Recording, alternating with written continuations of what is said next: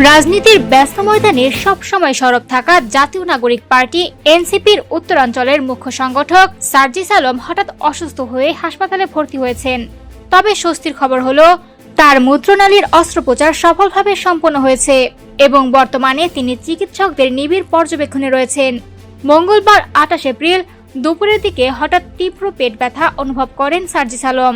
ব্যথা এতটাই বেড়ে যায় যে দ্রুত তাকে রাজধানীর ধানমন্ডির শঙ্কর এলাকার একটি বেসরকারি হাসপাতাল ইবনে সিনা হাসপাতালে নেওয়া হয়। সেখানে জরুরি ভিত্তিতে ভর্তি করে শুরু করা হয় প্রয়োজনীয় পরীক্ষা নিরীক্ষা।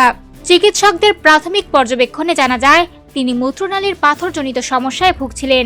পরীক্ষার রিপোর্ট হাতে পাওয়ার পর বিশেষজ্ঞ চিকিৎসকরা দ্রুত অস্ত্রোপচারের সিদ্ধান্ত নেন যাতে জটিলতা আরও না বাড়ে। সন্ধ্যার পর শুরু হয় অস্ত্রোপচার। আর কিছু সময়ের মধ্যেই চিকিৎসকরা নিশ্চিত করেন অস্ত্রোপচার সফল হয়েছে।